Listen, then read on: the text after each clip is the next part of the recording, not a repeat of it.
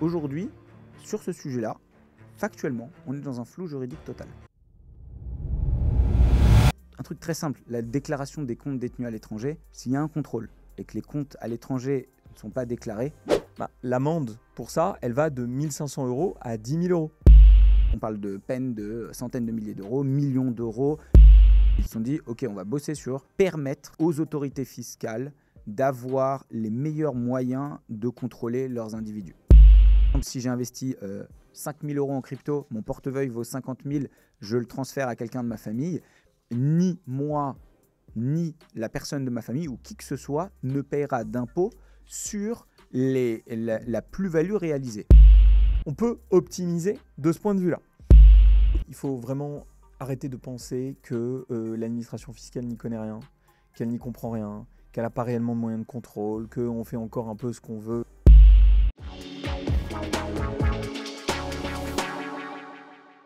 Bonjour à tous et bienvenue sur un nouveau podcast du Journal du Coin consacré aujourd'hui à la fiscalité crypto. Donc sujet évidemment très intéressant car d'actualité, on est en pleine période de déclaration fiscale et puis on sort aussi d'une année 2024 qui a vu Bitcoin battre des records. Pour m'accompagner, Arnaud Toiti. Arnaud, tu es cofondateur du cabinet d'avocats #avocat. Donc un cabinet spécialisé sur la tech et tu accompagnes des acteurs Web3 et crypto depuis maintenant plus de 10 ans. Et puis Pierre Morisot, CEO et cofondateur de Walsio. Walsio qui est une solution d'aide à la déclaration fiscale pour les particuliers et les professionnels, donc qui va vous accompagner pour faciliter le calcul de votre plus-value. On fait uniquement les particuliers. Pendant un moment, on servait les professionnels, mais maintenant, on est dédié aux particuliers. Ok. Ouais. Messieurs, on a plein de sujets à aborder aujourd'hui. Déjà, merci d'avoir accepté notre invitation. Merci à toi de nous avoir invités. Je suis très content d'être là. Ouais. Super.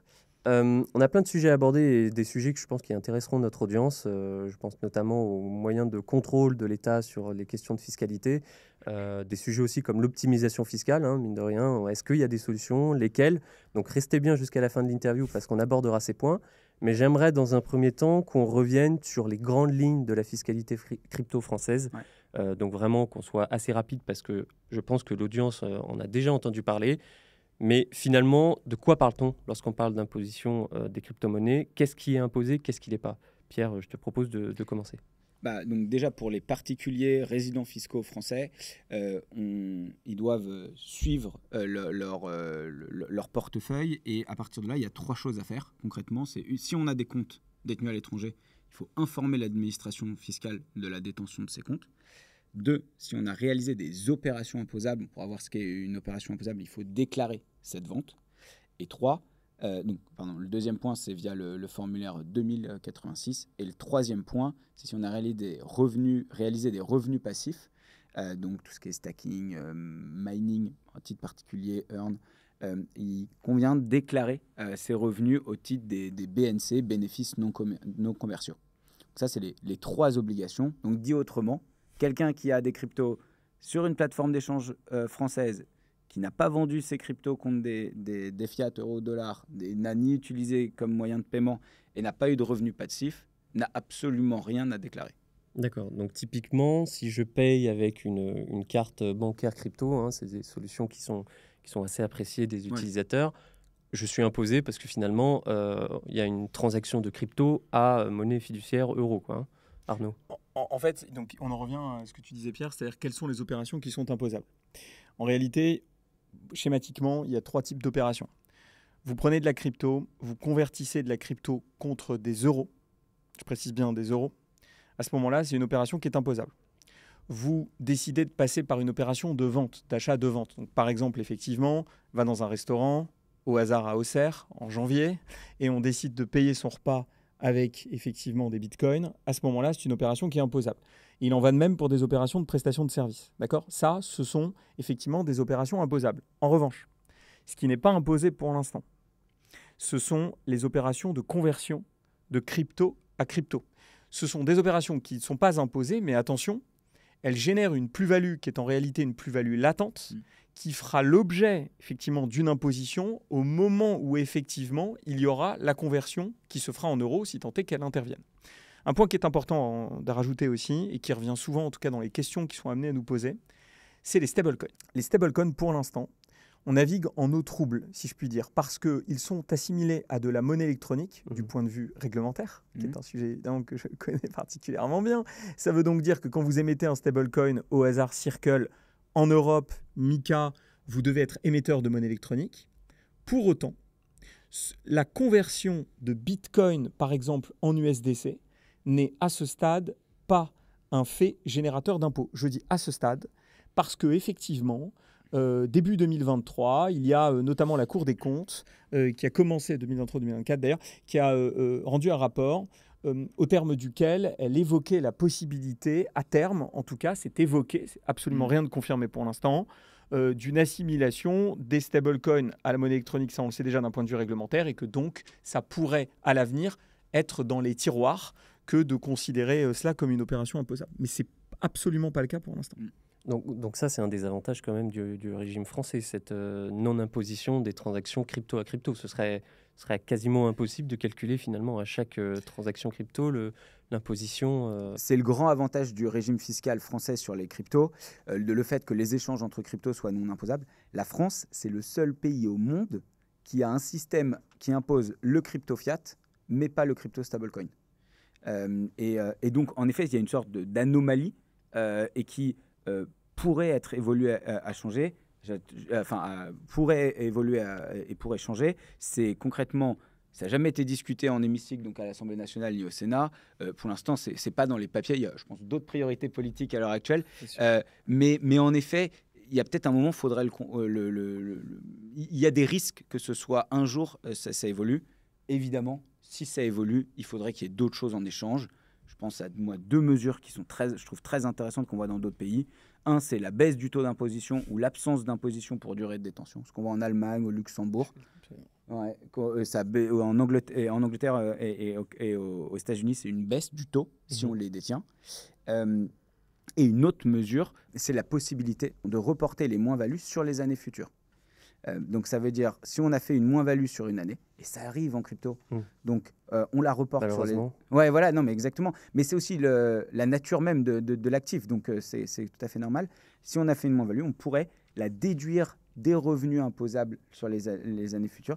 Pareil, c'est un sujet qui a déjà... Enfin, en tout cas, moi j'ai passé un temps fou avec des parlementaires et cabinets ministériels pour essayer de le mettre en avant, c'est jamais passé. Pourtant, c'est le cas sur les actions.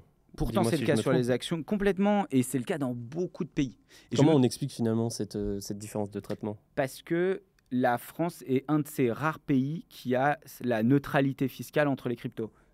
Donc, en effet, comme les échanges entre cryptos sont non imposés alors que le reste est imposé, ça bloque pour donner, on va dire, davantage d'aide. Et d'ailleurs, un commentaire hyper intéressant, on faisait une analyse récemment sur l'imposition en Nouvelle-Zélande. Et en Nouvelle-Zélande, on peut déduire des moins-values des revenus, c'est-à-dire de son salaire imposable. Ce que je trouve, dans les faits, c'est absolument génial. On ne déduit pas des plus-values futures, on ne le déduit pas des gains, des autres gains en capitaux, on le déduit même de son salaire. Et qu'est-ce qu'on a vu ? C'est que d'un coup, les Néo-Zélandais ont complètement... le taux de conformité a complètement augmenté. C'est-à-dire que les Néo-Zélandais ont beaucoup plus déclaré leurs gains et leurs pertes en crypto parce qu'ils avaient un intérêt économique à le faire.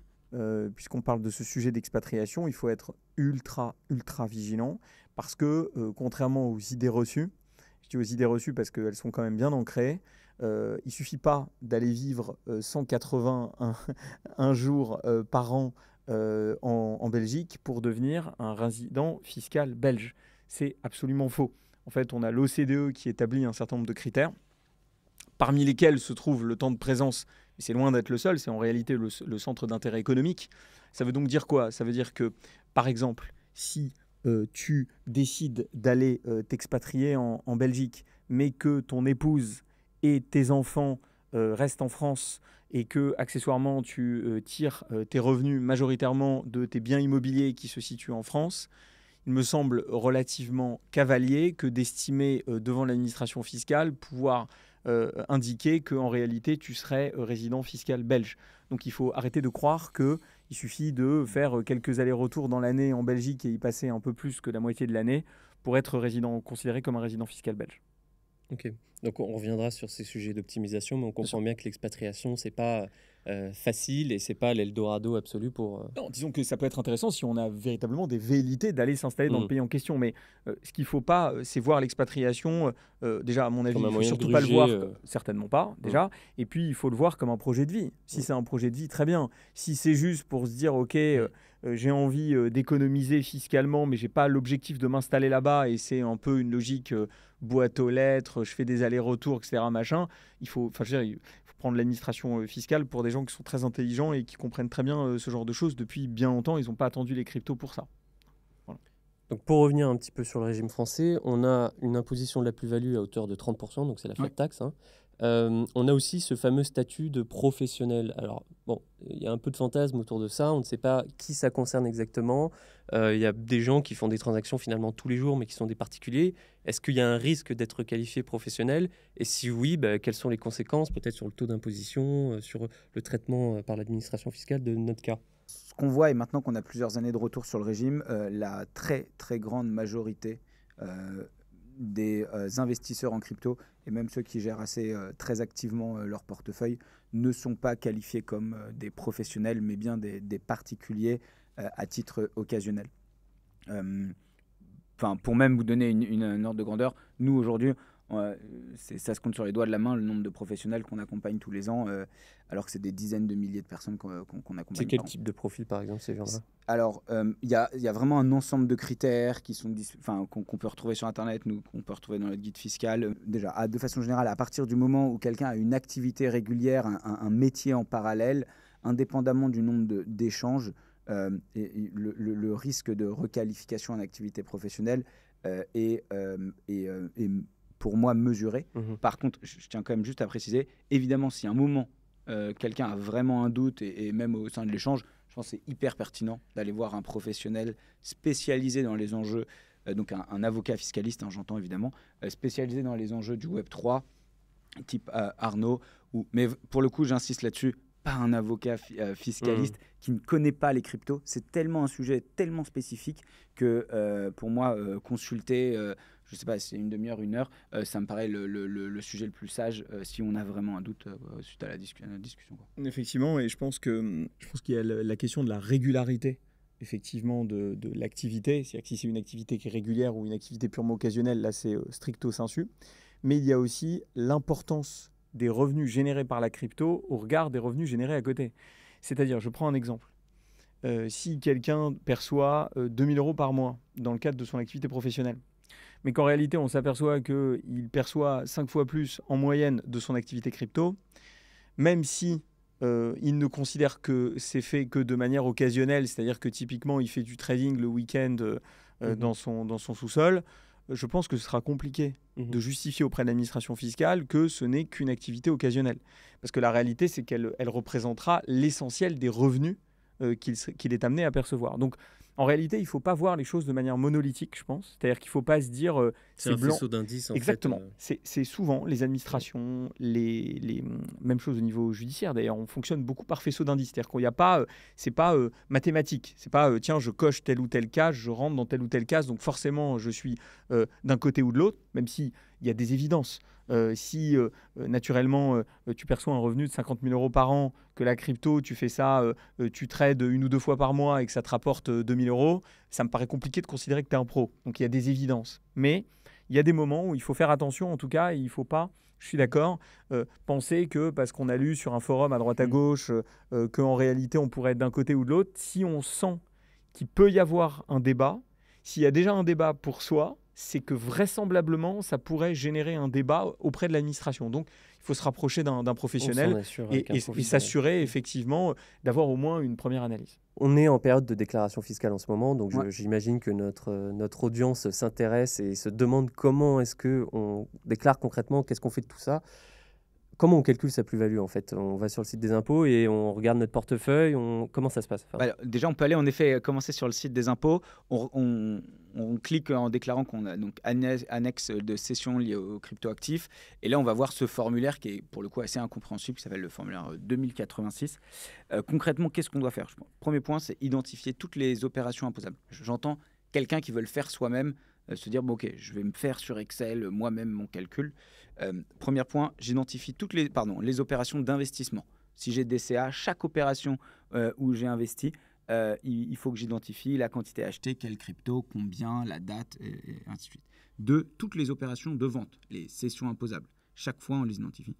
Et lors de chaque session, on doit valoriser l'intégralité de son patrimoine. C'est-à-dire qu'on doit être capable de connaître la valeur totale des cryptos qu'on possède sur tous les exchanges, tous les wallets, exchange PSAN ou pas PSAN, l'intégralité de son portefeuille crypto. Donc c'est une sacrée prise de tête quand même, si je comprends bien. C'est vrai que leur faire manuellement sur Excel, on s'arrache un peu les cheveux et le risque d'erreur, il y a beaucoup de risques qui sont associés. Et au-delà du temps perdu, et c'est pour ça qu'on a lancé Waltio au tout début. Quoi, ouais. Donc Waltio, concrètement, qu'est-ce que vous permettez de faire? Ça simplifie quoi pour l'utilisateur? Rapidement, déjà, ça fait un calcul de plus-value qui est quasiment instantané.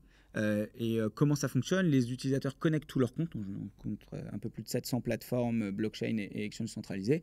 On va lire toutes les opérations, les valoriser. On va rapprocher les mouvements entre les comptes. Automatiquement, on va faire les liasses fiscales. Et donc, l'idée, c'est de se dire, au lieu de passer des heures, des jours à faire ça manuellement sur Excel, ou même de payer un comptable, parce que ce qui pour moi n'a pas de sens vraiment dans une notion économique, c'est la façon de le faire le plus simplement possible. Quoi. Quelles sont les erreurs que vous voyez finalement le plus souvent passer chez les particuliers que vous pouvez accompagner? Moi, déjà, heureusement, on l'a de moins en moins. Les personnes qui pensent quand même qu'en passant par un exchange centralisé, l'administration fiscale n'a pas accès aux infos, on va y revenir, mais pour moi, c'est déjà une énorme absurdité. On donne sa carte d'identité et il trace toutes les opérations. Donc, il y a de fortes chances, et en plus les conserve, il y a de fortes chances que ce soit partagé. La deuxième erreur, c'est en fait croire que l'administration fiscale est entre guillemets plus bête que ce qu'elle est. Et notamment le côté « Ah, mais je ne savais pas ». J'entends un truc très simple, la déclaration des comptes détenus à l'étranger. S'il y a un contrôle et que les comptes à l'étranger ne sont pas déclarés, ça ne part pas dans les bonnes dispositions. C'est un peu difficile de prouver sa bonne foi derrière. Il y a un manque de transparence, une présomption de manque de transparence. Voilà, ça donne envie, en tout cas aux contrôleurs des impôts, à se dire « Bon, il y a moyen de fouiller, il y a des trucs, je ne sais pas comment, enfin toi tu le vois, mais… » Évidemment, c'est évident. C'est-à-dire qu'il faut, tu as complètement raison, il faut être extrêmement vigilant sur ces sujets et surtout ne pas croire, parce que le message à faire passer, c'est ne pas croire que les gens sont idiots, ne pas croire qu'ils ne sont pas formés, parce que ce qui était vrai il y a peut-être 10 ans l'est beaucoup moins maintenant, voire plus du tout. Et c'est vrai qu'il faut être particulièrement vigilant parce qu'en tout cas, ils se forment, ils commencent à connaître vraiment les sujets. Des formations se font des formations de masse là-dessus. Et donc, l'idée de se dire non, mais c'est bon, je vais pas déclarer, de toute façon, ils n'auront aucun moyen de s'en rendre compte, est erronée. D'autant qu'on en parlera peut-être, mais il y a une petite directive qui s'appelle DAC8, qui rentre en vigueur en janvier prochain et qui de toute façon va imposer aux plateformes de transmettre les informations, notamment aux administrations fiscales de chacun des pays de l'Union européenne. Donc de toutes les façons, encore une fois, si certains ont des comptes sur des plateformes européennes et se disent qu'en réalité les informations ne seront jamais à la portée de l'administration fiscale, c'est erroné et ça va se confirmer extrêmement rapidement, si tant est que ce ne soit pas déjà le cas. Pierre, donc là on a couvert un petit peu le cas classique de l'investisseur crypto qui va acheter sur une plateforme d'échange, qui va revendre contre du fiat, contre de l'euro. On a quand même aussi des utilisateurs qui vont sur la DeFi, qui font du staking, qui font du lending. Tu as parlé tout à l'heure de l'imposition au BNC. Quel est le cas de ces investisseurs-là? Comment est-ce qu'ils gèrent leur activité avec du yield farming, avec des airdrops, avec du staking? Comment ça se passe? Donc, évidemment, chacun des cas d'usage n'est pas décrit dans le Code général des impôts en fonction de tel protocole, ça va être comme ça et ainsi de suite. Donc, comment est-ce que c'est fait? Comment est-ce que c'est suivi déjà pour nous, d'un point de vue très pratique, pour ajouter ces clés publiques de ces wallets sur un outil comme Waltio? C'est comme ça qu'on suit tout. Pour revenir sur pourquoi je disais sur les BNC, si un petit peu d'histoire, en fait, la grande majorité des Français déclarent leurs revenus de stacking mining, pas au moment de la perception, mais uniquement lorsqu'ils vont les revendre contre des fiat. Et là, et c'est à ce moment-là qu'ils vont calculer et déclarer l'impôt. Moi, ce que je disais, c'est qu'à ce moment-là, il y a eu beaucoup de contrôles fiscaux et l'administration, pendant ces contrôles, disait « Mais attendez, c'est pas normal, c'est pas comme ça qu'il faut faire. » Et donc, il y a 1 an et demi, l'administration avait demandé au gouvernement, dans la loi de finances, d'ajouter un volet sur ce sujet en disant « S'il vous plaît, précisez que les revenus de stacking doivent être déclarés au titre des BNC au moment où ils ont été perçus. » Donc, à chaque dépôt, chaque jour, ça doit être calculé, ça doit être pris en compte. C'est comme ça, d'ailleurs, tout le monde se dit « Oh, mais c'est impossible, c'est infaisable ». C'est vraiment comme ça dans beaucoup de pays dans le monde et dans les principales démocraties.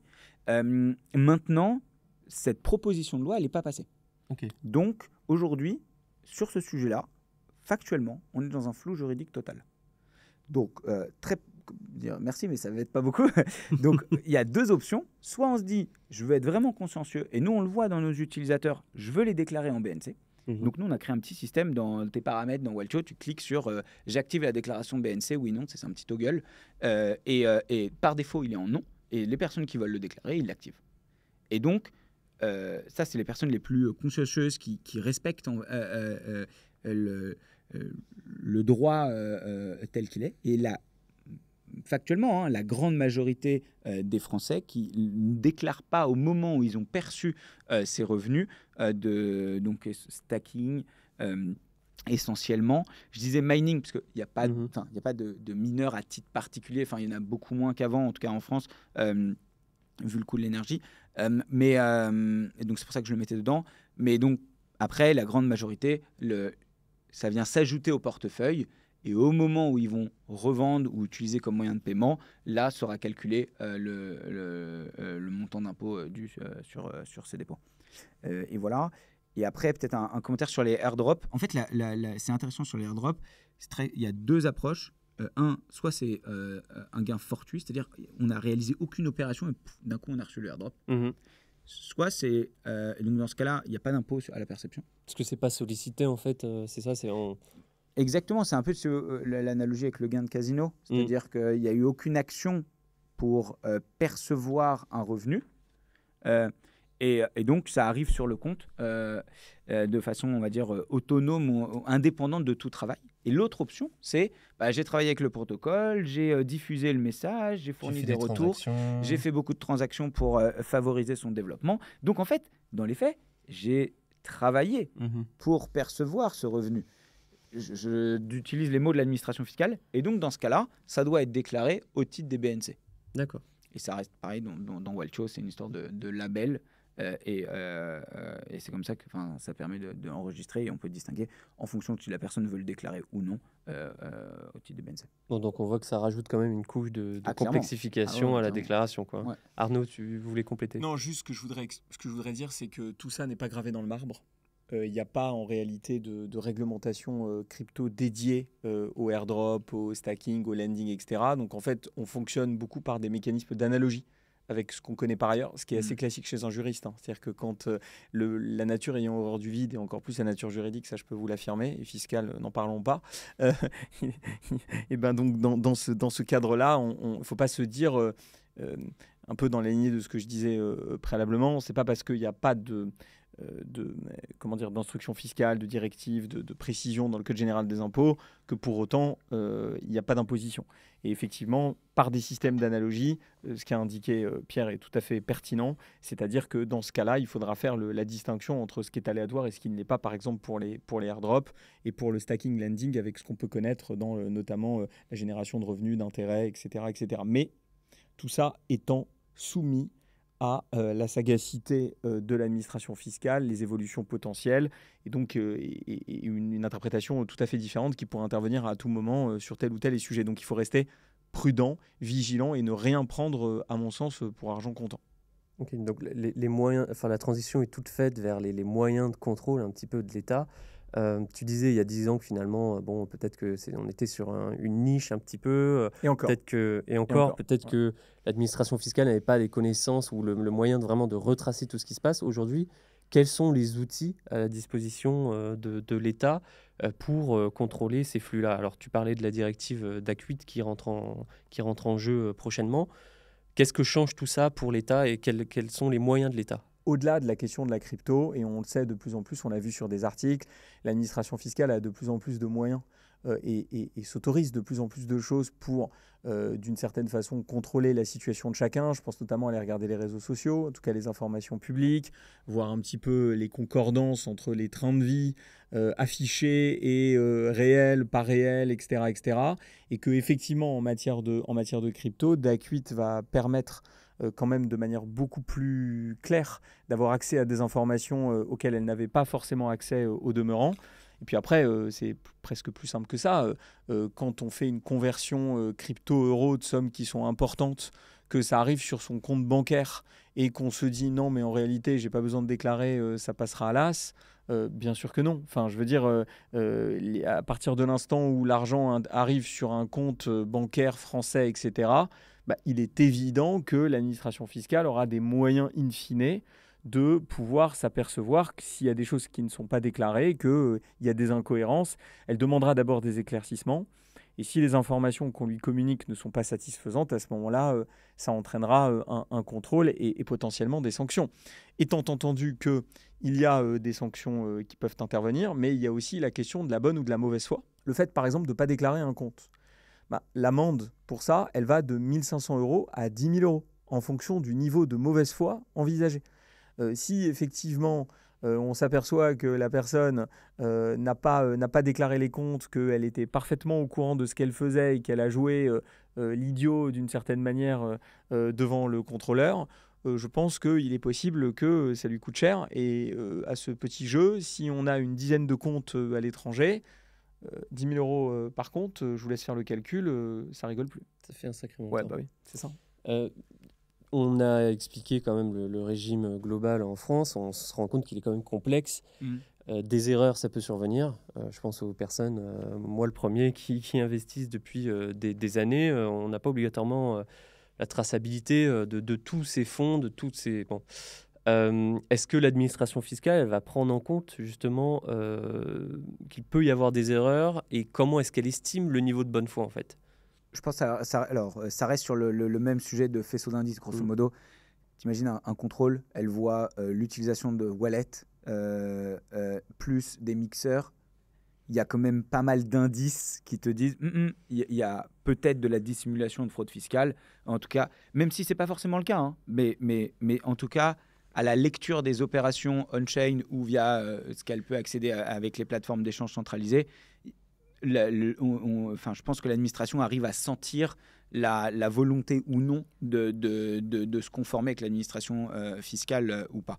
Là, je fais un petit coup de pub, hein, mais c'est sorti il y a quelques jours. Il y a la Hacienda, l'administration fiscale espagnole, qui a publiquement dit que le partage en cas de contrôle d'informations, de rapports est donc fait par des outils fiscaux, notamment Waltio, pour eux garantit déjà une volonté de l'individu à être conforme avec ses obligations fiscales. Je cite ce qu'ils ont dit. Pas intéressant. Ouais, carrément. Et nous, d'ailleurs, dans les stats, on voit une forte augmentation des taux d'abandon des contrôles fiscaux lorsqu'il y a le partage de données, donc de rapports qu'on a produits.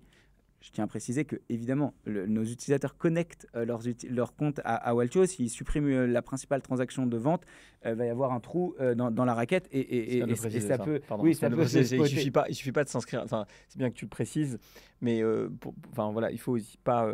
qu'il n'y ait pas d'incompréhension auprès des gens. Il ne suffit pas simplement de se dire moi j'ai fait des trucs un peu shady, je vais m'inscrire à Waltio pour m'acheter, pour me draper d'une certaine façon d'une forme de notabilité, alors qu'en réalité j'ai fait des trucs pas nets parce que d'une certaine manière vous n'êtes que le réceptacle de ce que les utilisateurs vous donnent et que donc c'est pas un élément suffisant. Mais en revanche, je suis d'accord avec toi et je pense que c'est évident, le fait d'aller vers ce type de plateforme-là comme Waltio, je pense que c'est incontestablement un argument qui va démontrer qu'en tout cas la personne, le contribuable, avait la volonté sur le papier de se mettre en conformité. Est-ce que, in fine, ça sera un élément suffisant ? Je ne crois pas, mais ça fera partie du fameux faisceau d'indices qu'on évoquait en début d'intervention.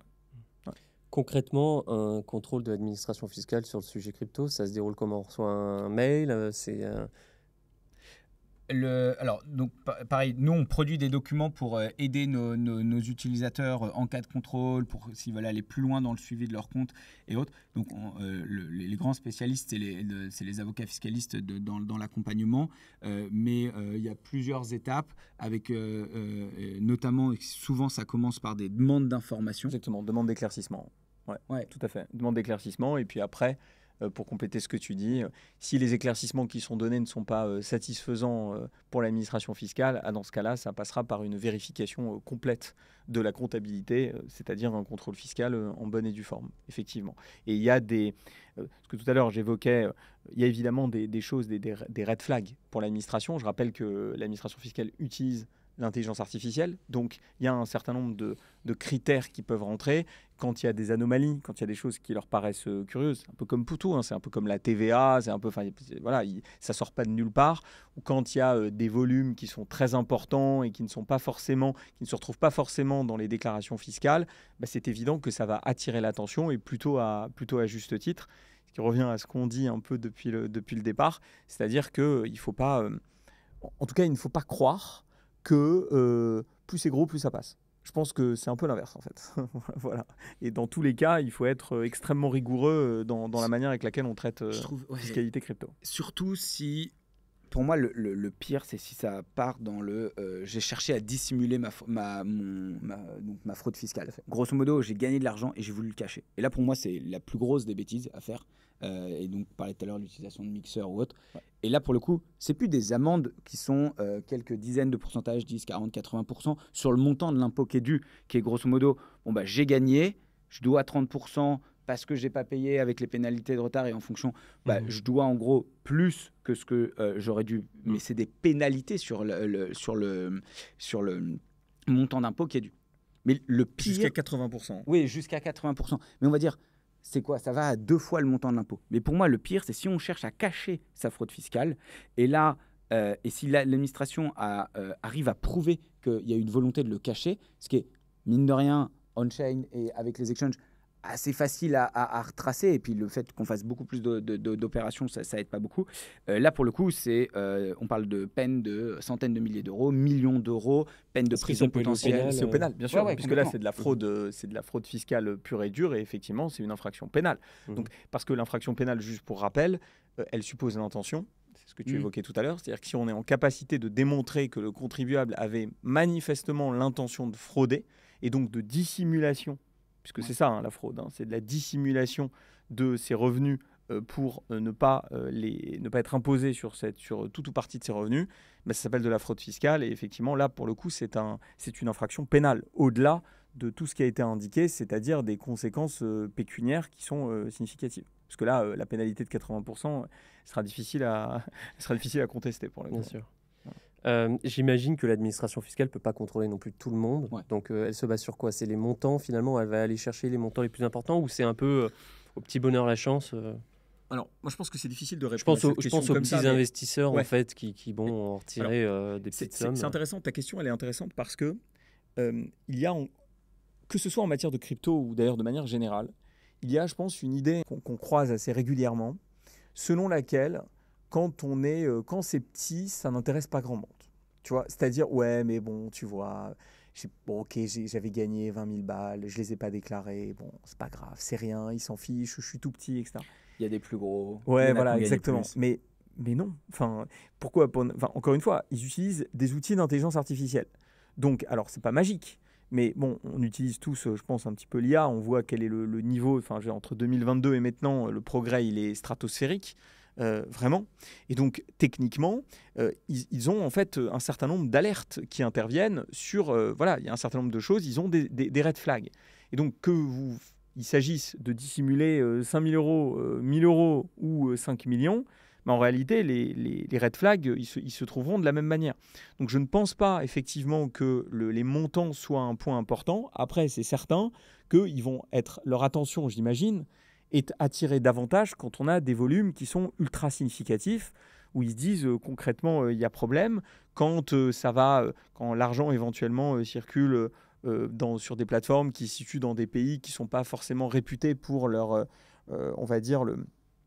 qui qui sont pas réputés pour être des endroits fiscalement, on va dire, positivement vus par l'administration fiscale, que ce soit... positivement vu pour le particulier. Ouais, exactement, parce qu'il y a des listes, il y a des luttes anti-blanchiment, des choses qui rentrent en ligne de compte qui font que, voilà, c'est certain que si, par exemple, vous avez des liens de près comme de loin avec les îles Caïmans, par exemple, au hasard, les îles Vierges britanniques ou les Bahamas, c'est évident que ça sera un critère qui sera probablement pas à lui seul, bien sûr, constitutif d'une fraude, parce que c'est pas parce que vous allez dans ces pays-là que vous allez commettre une fraude naturellement, mais en revanche, ce sera perçu comme étant un indice qui pourrait laisser entendre qu'il y ait des choses qui aient été faites qui ne soient pas forcément conformes à la réglementation. Ouais, ils font vraiment un travail à démêler une pelote de laine. Et en effet, tu vois un compte qui est aux îles Caïmans, il y a des choses qui vont faire que ça donne envie de creuser davantage. Et ça, presque indépendamment du montant, dit autrement, mais quand même, quelqu'un qui a gagné plusieurs dizaines ou centaines d'euros, le risque, il reste quand même très mesuré parce que... il y a un enjeu économique. Et heureusement, t'imagines si les contrôleurs des impôts passaient 3 jours pour essayer d'aller chercher 20 euros. C'est ça. On dit souvent en fait que le fisc aussi va consacrer son temps sur peut-être les dossiers qui vont rapporter à l'administration et couvrir le coût du contrôle, quoi. Est-ce que c'est le cas ou pas? En tout cas, une chose est sûre, c'est que si c'est associé à d'autres activités shady, au-delà des cryptos, il y a clairement une volonté on va dire, de dépasser et même de baisser, on va dire, le seuil à même des montants pas très importants, où économiquement le contrôle serait pas enfin, ça justifierait pas autant de travail d'enquête. Maintenant, moi je pense qu'à partir de quelques milliers d'euros et après des dizaines de milliers d'euros, se dire qu'on passe entre les mailles de filet, et pour moi c'est quand même une erreur, ou en tout cas on prend un risque non nul, et puis surtout croissant avec le temps. On a évoqué un petit peu DAC 8, mais très rapidement, et c'est quand même un texte, je pense, qui est méconnu par les personnes qui nous regardent, par notre audience. C'est un texte dont on a beaucoup moins parlé que MiCA, par exemple, il y a quelques mois. Est-ce qu'on peut revenir un petit peu dessus, et finalement...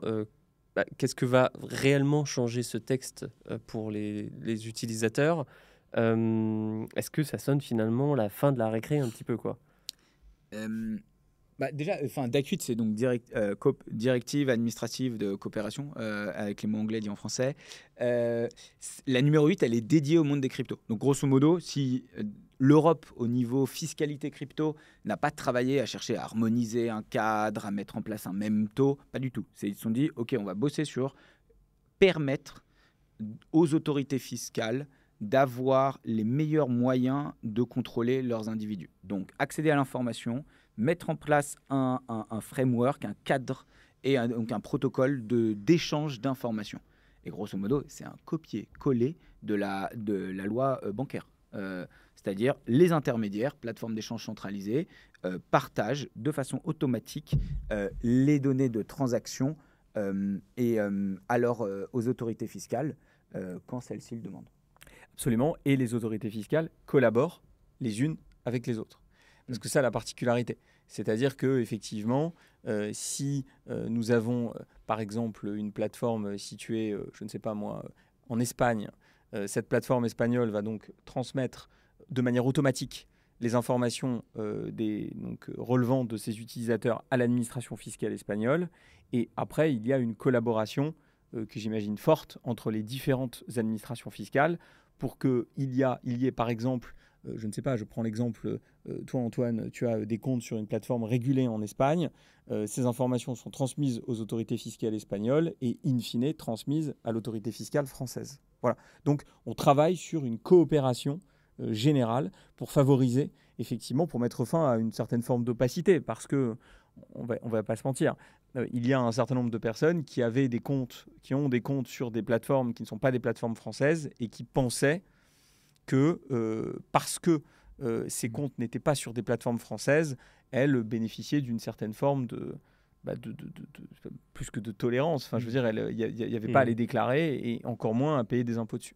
Alors, qu'en est-il, par exemple, des plateformes d'échange non régulées en Europe? C'est-à-dire qu'on parle le PSAN, par exemple, qui n'ont pas le PSAN, est-ce qu'elles vont collaborer ou est-ce que finalement, on va avoir des utilisateurs qui vont aller vers ces plateformes offshore pour échapper à cette traçabilité? Alors déjà, pour rappel, les plateformes qui ne sont pas régulées en Europe n'ont pas la capacité de pouvoir exercer sur le territoire européen. La première chose, les plateformes qui ne sont pas régulées MiCA, alors il y a des périodes de transition, on ne va pas rentrer dans le détail technique de la réglementation, il y a des périodes de transition, ce qui veut dire qu'il y a encore, en l'occurrence en France, il n'y a pas une seule plateforme MiCA à ce jour, mais donc elle continue, les plateformes PSAN, donc régulées sous l'empire de la loi précédente, continuent à exercer leur activité jusqu'en juin 2026, elles ont la possibilité de le faire, c'est le cas dans certains autres pays européens, les durées changeantes. Mais effectivement, à partir de l'instant où une plateforme, allez au hasard, chinoise, n'est pas régulée MiCA en Europe, elle n'est pas en mesure de s'adresser à un public européen. Pour autant, ça n'empêche pas des Français de se rendre de manière spontanée sur ces plateformes-là. On appelle ça la sollicitation inversée. Et dans ce cas-là, effectivement, se poserait la question de quid d'une plateforme chinoise, par exemple, non régulée en Europe, en se disant, est-ce qu'il y a, à ce moment-là, on bénéficiera d'un traitement de faveur. DAC8, c'est européen. Mais vous imaginez bien que en Europe, ils ne sont pas stupides et que tout ça a été anticipé. Et ce que moi, j'ai compris, c'est qu'évidemment, ils vont aller discuter avec tous les autres pays. Alors, je dirais les pays qui sont respectables, d'une certaine manière. Ceux qui sont sur liste noire, par exemple, je pense au Panama, typiquement, etc. C'est pas qu'il n'est pas respectable, mais c'est juste que il est vu effectivement comme un pays qui est sur liste noire des luttes anti-blanchiment. Donc, je ne suis pas certain que la discussion va s'avérer être une discussion extrêmement positive, mais pour des pays comme la Chine, par exemple, il va évidemment y avoir des conventions de collaboration et l'objectif, c'est pas de se dire on crée un vase clos en Europe et puis en réalité, c'est un appel d'air pour aller sur des plateformes qui sont en dehors de l'Union européenne. Donc, il est fort probable qu'il y ait également des coopérations bipartites, exactement comme les conventions fiscales d'ailleurs, qui se fassent dans tous les pays pour obtenir un même niveau d'information, que ce soit sur des plateformes européennes ou des plateformes extra-européennes. Voilà. Ça me semble quand même plausible, voire probable.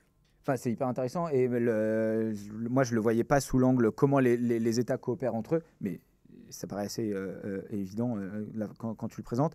Je vois aussi dans l'autre angle, c'est-à-dire que croire qu'un échange non régulé typique ou encore plus et sur liste noire AMF n'a pas d'échange, ne discute pas avec le régulateur, c'est clairement se planter, quoi. C'est se foutre le doigt dans l'œil.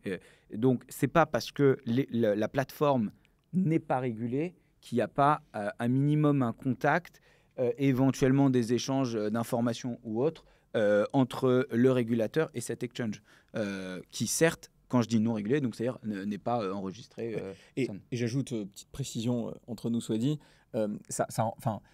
au-delà du débat fiscal, et pour ceux qui nous écoutent, ça renforce encore davantage la nécessité que je considère comme étant impérieuse d'aller sur des plateformes qui sont régulées. Et a fortiori, dans l'idéal, régulées en Europe et a fortiori régulé en France. Voilà, c'est ça. Parce que, et je dis ça parce qu'au-delà des aspects fiscaux, on sait très bien qu'on est dans un écosystème qui est parfois victime d'arnaques en tout genre, et que si vous allez sur le site de l'autorité des marchés financiers, sur son vrai site, je dis ça parce que certains s'amusent à créer des copycats, ce genre de choses, donc si vous allez sur le site de l'autorité des marchés financiers, il y a une liste blanche des plateformes qui sont régulées. À partir de là, vous êtes en tout cas peu ou prou certains d'être face à des gens qui sont très sérieux, avec une autorité qui l'est également très fortement. Super, très intéressant. On a parlé donc de DAC8, qui est un texte européen. On a évoqué aussi MiCA, qui n'est pas le sujet de ce podcast, mais qui finalement harmonise la réglementation européenne sur les crypto-monnaies. Est-ce qu'on peut imaginer demain un texte qui harmonise la fiscalité en Europe ? Est-ce que c'est envisageable ou pas ? T'as vu le temps que ça a mis pour la TVA ? J'avais la réponse à ma question, mais est-ce que c'est dans les bacs ou pas, ou ça vous paraît plausible ou pas ? La fiscalité, ça reste quand même le truc le plus national, le plus local de tout le spectre de réglementation. Donc, pour moi, il y a peu de chances. Après, par contre, je crois beaucoup... Tu vois, la France a été le premier pays à penser son régime fiscal. Parmi les premiers pays donc pensé en 2018, mis en place en 2019, le régime dont on parle. Et après, d'autres pays s'en ont inspirés, ou pas du tout, en l'occurrence pas trop, mais d'autres pays ont fait d'autres choses. Et tout à l'heure, on parlait un peu de ces bonnes pratiques fiscales qu'on voyait, qui sont baisse du taux d'imposition pour durée de détention, et possibilité de déduire quand on a fait une moins-value. Et ben donc, à partir de là, il est possible, on voit ces types de mesures où beaucoup de pays s'inspirent de ces mesures. Donc l'harmonisation, elle viendra plus de l'inspiration de bonnes pratiques que du côté réglementaire. Moi, je crois plus à ça. Après, oui, c'est évident. Enfin, je suis 100% d'accord. Évidemment, ils ont essayé, hein. Je crois, sauf erreur de ma part, qu'on a commencé à travailler sur une question d'une harmonisation de l'impôt sur les sociétés. On ne parle même pas de crypto, là. On parle d'impôt sur les sociétés. Autant dire que c'est difficile. Il y a quelques pays qui étaient... Oui, accessoirement l'Irlande, par exemple. Voilà, au hasard. Et que je ne blâme pas, by the way, parce que je pense que c'est une très bonne stratégie de développement et ça lui a plutôt réussi. Je pense qu'on a quelques grandes sociétés, accessoirement dites GAFAM, dont les sièges sociaux se trouvent là-bas. Donc, c'est pas par hasard. Ça attire de l'emploi et de l'activité. Enfin, vaste sujet est-ce qu'il faut que les impôts soient plus élevés, moins élevés. On ne va pas rentrer dans des débats philosophico-techniques aujourd'hui. Mais en tout cas, je pense qu'effectivement, et c'est bien là la particularité du système, on est dans un et c'est la même chose au niveau réglementaire. On a unifié la réglementation, ça s'est fait au forceps, c'était pas forcément inné. Là où je te rejoins à 1000%, c'est que la fiscalité, ça relève vraiment de la souveraineté de l'État au sens stricto sensu. Et je pense qu'en dépit du fait qu'on a abandonné une partie substantielle de cette souveraineté à l'Europe, c'est un sujet sur lequel il sera... Enfin, d'ailleurs, c'était pas dans le traité de Maastricht, hein, c'est assez clair. La fiscalité reste de la compétence nationale et j'ai du mal vraiment à envisager une harmonisation fiscale globale. Alors, en matière de crypto, autant te dire que c'est pas demain la veille. C'est pas pour tout de suite. Ah non, pas la priorité. Je crois pas, effectivement. Tout à fait. Messieurs, on a parlé du coup du cadre général en France. On a essayé d'évoquer aussi les moyens de contrôle de l'État, les risques qu'il peut y avoir aussi au fait de frauder ou d'essayer de gruger l'administration fiscale. Je pense que ce qui intéresse aussi en partie ceux qui nous regardent aujourd'hui, c'est les moyens d'optimisation de sa fiscalité crypto. Alors, on a évoqué l'expatriation qui, comme on l'a dit, finalement peut être une solution, mais si elle est sincère et si elle est pleine et complète, sans l'idée de gruger là encore, est-ce qu'il y a d'autres solutions en termes d'optimisation fiscale qu'est-ce que peuvent faire finalement les investisseurs qui cherchent à s'en sortir à peu près, quoi? En France, pour être très honnête, il n'y en a pas beaucoup. Évidemment, échanger ces cryptos contre des stablecoins plutôt que des fiat pour ne pas avoir d'événements imposables, c'est de très loin le principal. Si sur l'année 2024, ça n'a pas été le cas, en tout cas, si on a fait en gros des plus-values en début d'année, mais en fin d'année des moins-values, on peut encaisser ces moins-values pour amoindrir le montant de la plus-value totale ou la rendre nulle. Donc, c'est un autre moyen purement d'optimisation, en tout cas, je ne dirais pas optimisation, mais de réduction du montant d'impôt dû, qui est complètement légal. Voilà, donc ouais, en France, on n'a pas d'autres incentives. Peut-être il y a un sujet de donation, mais pareil, là, c'est associé beaucoup plus aux droits de mutation, donc les droits associés à la donation. Mais par exemple, si j'ai investi 5 000 € en crypto, mon portefeuille vaut 50 000, je le transfère à quelqu'un de ma famille, ni moi, ni la personne de ma famille ou qui que ce soit ne paiera d'impôt sur la plus-value réalisée. Par contre, il y aura de l'impôt au titre des droits de donation, mais... Ou pas, oui, pardon. Oui. Ou pas, parce que c'est très bien vu. Alors, disons clairement les choses. Il n'y a pas de solution magique. J'ai vu des vidéos d'influenceurs dont je tairai par politesse et pour des raisons juridiques les noms, mais qui vous promettent des mécanismes extraordinaires pour éluder l'impôt, puisque le terme c'est éluder l'impôt. Alors je rappelle une chose qui est très importante en droit fiscal. Je me fais l'avocat de l'administration fiscale, mais c'est très bien, et voilà, c'est pas de problème s'ils m'entendent. C'est qu'il y a un concept qui s'appelle l'abus de droit. L'abus de droit fiscal, c'est quoi ? C'est lorsqu'on crée un schéma dont le but exclusif est d'éluder l'impôt. Voilà. C'est-à-dire que demain, on peut optimiser si on explique à l'administration qu'on a des raisons qui sont des raisons au-delà de l'intérêt fiscal en tant que tel. Si on ne le fait que pour ne pas payer d'impôts ou en payer moins, à ce moment-là, c'est constitutif sur le papier d'un abus de droit fiscal et c'est sanctionnable et vraisemblablement sanctionné. Maintenant, de manière pratico-pratique, tu as de la crypto, vous en avez, et effectivement, vous souhaitez optimiser votre situation. Premièrement, ça a été dit, vous convertissez votre crypto contre d'autres cryptos, ce n'est pas une opération qui est imposable. Contre des stablecoins, ce n'est pas imposable non plus. Du reste, si les stablecoins, vous les convertissez en euros ou avec vos stablecoins, vous allez acheter une télé chez Darty, si tant est qu'un jour Darty accepte les cryptos, toujours rêvé, à mon avis, ce n'est pas demain la veille non plus, à ce moment-là, effectivement, ce sera une opération imposable. Donc, ce n'est pas réellement une optimisation en tant que telle. C'est plus ceux qui jouent avec les cryptos, qui se disent j'ai du Bitcoin, je vais échanger contre l'Ether. Peut-être pas le bon moment. Enfin bref, on se comprend. Ça, c'est une piste. Deuxième piste, je me dis, OK, je vais payer de l'impôt. Est-ce que cet impôt, je peux le payer différemment? Alors, tout le monde parle de la flat tax, 30%. Sauf qu'en réalité, il y a deux choses. Alors, premièrement, si vous générez moins de 305 euros, 305 euros, c'est effectivement, il y en a qui sûrement nous écoutent, qui vont se dire, ouais, super, génial, 305 euros, ça me fait une belle jambe. Bon, enfin, quoi qu'il, la grâce de l'administration fiscale qui est de dire vous ne paierez pas d'impôt sur ces premiers 305 euros. Magnifique. Donc, ça, c'est toujours ça de gagner. Et voilà, ça te fait un petit peu. Hein, ok. Et puis, au-dessus de ces 305 euros, à ce moment-là, tu paieras la flat tax. Sauf que c'est un choix. Tu peux soit choisir de payer 30% de flat tax, soit décider d'être imposé au barème progressif de l'impôt sur le revenu. Et l'impôt sur le revenu, c'est un barème progressif, c'est-à-dire que tu as des tranches. Et donc, si tu es sur les 2 premières tranches de ton impôt sur le revenu, à ce moment-là, tu auras un taux d'impôt qui sera vraisemblablement inférieur à ces 30%. Et donc, ça peut être intéressant pour toi. J'ajoute que s'il y a effectivement des personnes qui sont mariées avec des enfants, il y a un système de quotient familial qui rentre en ligne de compte. Encore une fois, il y en a qui nous écoutent, ils savent très bien qu'à ce moment-là, leur impôt sera moins élevé que s'ils étaient célibataires sans être mariés et sans enfants. Et à ce moment-là, quand on met tout ça bout à bout, on peut se retrouver avec des taux d'imposition qui sont en réalité, in fine, inférieurs au montant des 30% de flat tax. Donc, on peut optimiser de ce point de vue-là. Après, il y a d'autres stratégies. Il y a effectivement la donation, tu l'as dit. C'est quoi le régime de la donation alors, en fait J'explique. Tu souhaites, comme tu es grand prince, tu décides de donner une partie de tes cryptos. Allez, au hasard. On est en décembre dernier. Le Bitcoin vaut 100 000 euros. Extraordinaire. On espère que ça va revenir. On verra. Et donc, effectivement, tu décides de transmettre ça, de lui donner ça à ton fils. Bon, très bien. En lui disant, OK, il a 2 ans, à 18 ans, ça vaudra, comme Éric Larchevêque le dit, plusieurs millions d'euros. Parfait. À ce moment-là, donc tu lui donnes.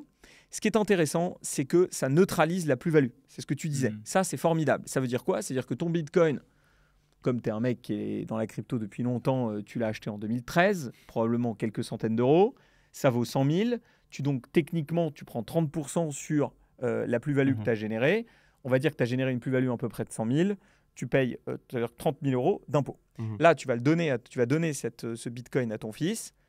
La plus-value est neutralisée. Ça veut dire que ni toi ni lui ne va la payer. Contrairement aux idées reçues, ce n'est pas ton fils qui demain va convertir ses cryptos en euros quand il aura 18 ans et qui paiera à ce moment-là la plus-value latente. Il n'y aura pas de plus-value.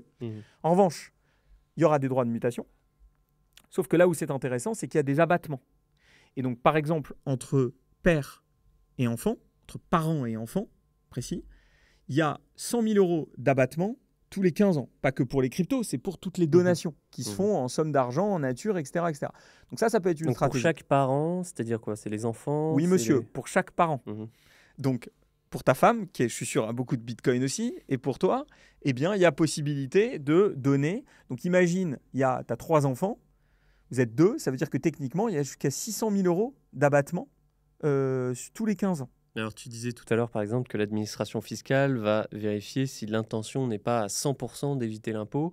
Est-ce que donner à chacun de ses enfants, chacun de ses membres de sa famille... Non, là, pour le coup, non, parce que la donation, c'est un mécanisme qui... Y a pas enfin, je veux dire, parce que là, typiquement, j'ose espérer, il y en a qui sont venus me voir purement en se disant, en disant, je vais donner à mon fils, puis après, il va me les retransférer. Ouais. Là, pour le coup, c'est un abus de droit. Ouais. Mais j'ai envie de croire, cher Antoine, que si tu donnes à ton fils, c'est parce que tu l'aimes, c'est parce que tu souhaites que effectivement, il puisse bénéficier d'une crypto à très forte valeur ajoutée quand il aura 18 ans. D'ailleurs, ça se fait de plus en plus, de donner de la crypto à ses enfants, parce qu'on en fait une réserve de valeur. Donc, ça paraît logique de la transférer à son héritage, si je puis dire, de le transmettre. Et donc ça, effectivement, c'est un sujet qui est un sujet intéressant. En revanche, petite précision, attention, il ne faut pas convertir sa crypto en euros avant de la avant de la donner. Ça semble évident. Mais les gens qui sont venus me voir, ils m'ont dit oui, vous inquiétez pas, j'ai converti ma crypto, maintenant je vais pouvoir le donner à mon fils. Ouais, mais c'est dommage parce que du coup, la personne va payer 30% de flat tax avant même la conversion. Donc, aucun intérêt. Voilà. Donc ça, c'est une deuxième stratégie potentielle.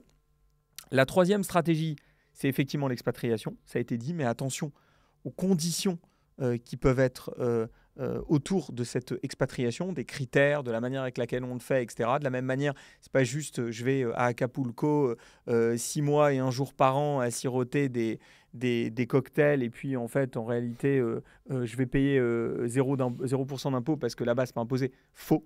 C'est vraiment, il faut être d'une extrême vigilance là-dessus.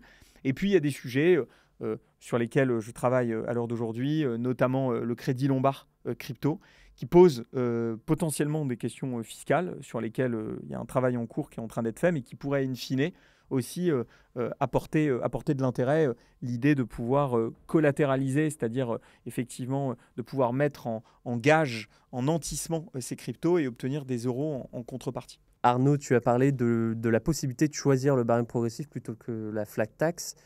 Est-ce qu'on sait à peu près à partir de quel montant ça devient intéressant? Je pense à nos auditeurs, enfin à ceux qui nous regardent, peut-être qu'ils ne savent pas comment calculer ça et quand est-ce que ça devient vraiment avantageux? Est-ce que vous avez un montant à peu près? Oui, alors juste pour rappel, il y a donc, j'évoquais tout à l'heure les 2 premières tranches.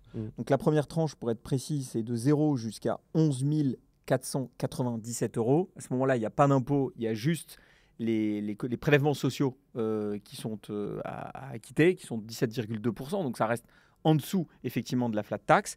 Et puis après, on a une deuxième tranche qui est celle qui va de 11 498 € jusqu'à 29 315 €. C'est 11% d'imposition. Ça veut donc dire que si on rajoute les prélèvements sociaux, on est à 28,2%, ce qui est en dessous des 30% de la flat tax. Donc quand on est sur les 2 premières tranches d'imposition, ça peut être sur le papier plus intéressant que d'aller sur la flat tax. Mais attention quand même, il y a un point qui est absolument fondamental et je le précise, j'aurais d'ailleurs dû le préciser avant, c'est que tout ça, c'est du cas par cas. Il ne faut pas écouter un podcast ou une intervention et se dire « Ok, c'est bon, j'ai ma consultation fiscale ». C'est du cas par cas sur le fiscal. Donc, il faut que les personnes aillent consulter des avocats qui sont spécialistes en fiscalité ou d'ailleurs des comptables qui peuvent tout à fait les aiguiller aussi sur ces sujets pour que vraiment le meilleur schéma soit choisi en fonction de leur situation. Je parlais du quotient familial tout à l'heure. Il y a tout un tas d'autres sujets à analyser et à étudier pour construire une stratégie dans la limite de la loi et surtout pour éviter tout abus de droit fiscal. Pierre? Sinon, un petit tips très pratique, c'est une fois qu'on a fait sa déclaration de revenus, on va jusqu'à la fin, on voit le montant qui est dû. Et après, on revient, donc on note ce montant, on revient et là, on choisit donc l'autre option, c'est-à-dire, par exemple, si on a choisi au début la flat tax, on choisit le taux marginal d'imposition. Et donc, dans ce cas-là, on compare les deux montants et on voit est-ce qu'il y en a un des deux qui est plus intéressant. Et dans ce cas-là, on choisit en tout cas... et dans ce cas-là, on compare les deux montants et on choisit le plus intéressant. Oui, en sachant que quand on évoque l'impôt sur le revenu, quand je parle des 2 premières tranches d'imposition, ça sous-entendrait qu'on ne percevrait aucun autre revenu par ailleurs. Puisque c'est l'ensemble des revenus qui est comptabilisé. Voilà. Non, mais ce qu'on ne souhaite pas non plus, puisque sinon, peut-être que ça nous ferait éventuellement tomber dans la case des professionnels. Donc, c'est pour ça qu'il faut être extrêmement vigilant et que je parlais de cas par cas.